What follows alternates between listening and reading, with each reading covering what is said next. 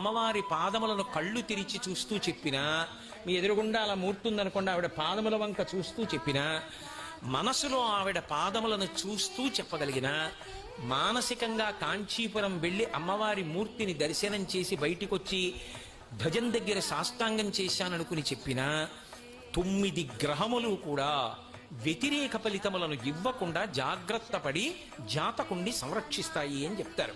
దీన్ని చాలా మంది పెద్దలందరూ కూడా మంత్రస్థాయినిచ్చి గౌరవిస్తారు ఆ శ్లోకాన్ని.